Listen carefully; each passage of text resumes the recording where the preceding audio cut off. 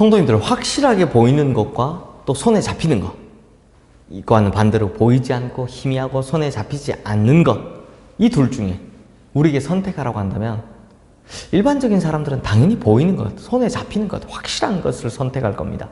당연한 일이죠. 그런데 일반적으로 당연한 일이요, 믿음의 영역으로 옮겨온다면 이게 좀 다른 문제가 됩니다. 왜냐하면 믿음은 보이지 않는 것을 쫓아가되 마치 보이는 것처럼 현실적으로 만들어가는 능력이기 때문입니다. 우리는 믿음의 길을 걸어가는 사람들로서 하나님께서 우리의 믿음을 달아보시거나 성장시키기 위해서 때로는 보이지 않는 것들을 마치 보는 것처럼 선택하도록 요구하실 때가 있습니다. 그러면 하나님의 사람들은 보이지 않는다고 하더라도 그것을 마치 보는 것처럼 붙들고, 또 들리지 않는다고 하더라도 마치 듣는 것처럼 하나님의 음성을 쫓아서 살아가 결국에는 그것을 현실로 만들어가는 하나님의 능력에 동참하는 그런 귀한 믿음이 있어야 될 줄로 믿습니다. 그런데 오늘 우리가 읽은 이 하나님의 말씀에는 그렇지 못한, 그래서 참 안타까운 한 남자, 바락이라는 사람이 등장하고 있습니다. 오늘 우리가 읽은 이 본문의 배경은 가나안 족속이 이스라엘 백성들을 압제하던 사사시대의 배경을 두고 있습니다. 이스라엘 백성들이 그러니까 이게 하나님 앞에 또 범죄한 거죠. 왼손잡이 사사였던 에봇이 죽고 나서 이스라엘 백성들은 또 하나님을 떠나 있었던 겁니다. 그래서 하나님께서는 이스라엘 백성들을 가나안 사람들에게 파셨다라고 말씀합니다. 오늘 보면 2절과 3절 말씀입니다. 여호와께서 하솔에서 통치하는 가나안 왕 야빈의 손에 그들을 파셨으니 그의 군대 장관은 하루셋 학고임에 거주하는 시스라요. 야빈 왕은 철병거가 900대가 있어 20년 동안 이스라엘 자손을 심히 학대했으므로 이스라엘 자손이 여호와께 부르짖었더라.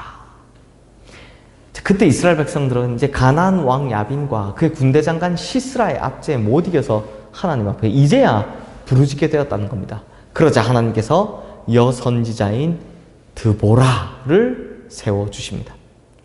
하지만 이 드보라가 여성의 몸이었기 때문에 하나님께서는 이 드보라에게 동역자를 함께 붙여주셨습니다. 그가 바로 바락이었습니다.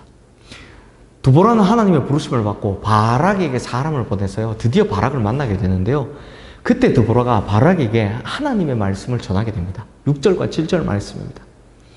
드보라가 사람을 보내어 아비노함의 아들 바락을 납달리 게데스에서 불러다가 그에게 이르되 이스라엘의 하나님 여호와께서 이같이 명령하지 아니하셨느냐. 너는 납달리 자손과 스불론 자손 10,000명을 거느리고 다볼산으로 가라. 내가 야빈의 군대 장관 시스라와 그의 병거들과 그의 무리를 기손강으로 이끌어 내게 이르게 하고 그를 내 손에 넘겨주리라 하셨느니라.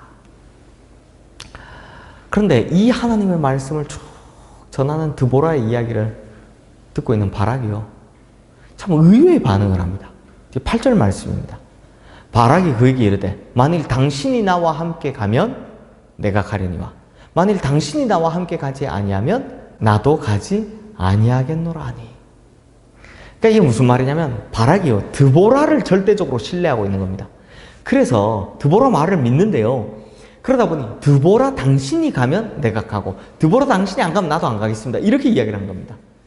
자, 여기서 문제가 보이십니까? 뭐가 문제냐? 드보라가 지금 누구 이야기를 전하고 있는 겁니까? 하나님 이야기죠. 그러니까 바락은요, 드보라 뒤에 있는 하나님을 신뢰하지 못했다는 겁니다. 그러니 드보라가 가면 나도 가고 드보라가 안 가면 나도 안 갑니다 라고 한 겁니다. 눈에 보이는 것만 이야기를 한 겁니다. 눈에 보이는 것만 신뢰하겠습니다, 이렇게 이야기를 한 겁니다. 그러자 이에 대한 드보라의 대답이 아주 단호합니다. 9절 말씀입니다. 이르되 내가 반드시 너와 함께 가리라. 그러나 내가 이번에 가는 길에서는 영광을 얻지 못하리니 이는 여호와께서 시스라를 여인의 손에 파실 것입니다 하고 드보라가 일어나 바락과 함께 게데스로 가니라. 이게 무슨 말입니까? 그래, 알았다. 내가 너하고 반드시 함께 가줄게. 그런데 너는 이번 전쟁에서는 영광을 얻지 못할 거야. 시스라를 하나님께서 네가 아닌 여인의 손에 파실 거야 라는 말입니다. 그리고 정말 이대로 됐습니다. 바락이 가서요, 전쟁은 전쟁대로 다 했습니다. 고생해서 전투에서 이기고 모든 승리의 요건을 다 갖췄습니다. 그런데요, 적장인 시스라를 놓칩니다. 이 시스라가요, 도주하다가 우연히 겐 사람 헤벨의 아내 야엘이라는 여인의 집에 들어갔는데요, 이 여인이요, 그 기회를 놓치질 않았습니다. 시스라에게 잘 대해줘요. 먹을 것도 주고, 그리고 재워줍니다. 그리고 이렇게 시스라가 잠들었을 때 딱 가서 말뚝을요, 그의 관자놀이에 박아서 시스라를 죽인 큰 공을 세운 겁니다. 결국 바락은 전쟁도 하고 고생도 하고 모든 수고를 다 했지만 영광은 이 여인의 손에 넘겨주게 된 것이죠. 그래서 바락은 안타까움의 대명사가 되고 말았다라는 겁니다. 사랑하는 성도님들, 우리가 신앙생활을 해가는 이 여정은요, 보이지 않는 것을 보는 것처럼 붙들고 가는 하나님의 말씀에 의지하는 그런 믿음의 과정인 줄로 믿습니다. 그런데 가끔 아무래도 두렵거나 혹은 답답하다 보니 우리 눈에 보이지 않는 하나님보다는 당장 눈에 보이는 사람을 의지할 때가 있습니다.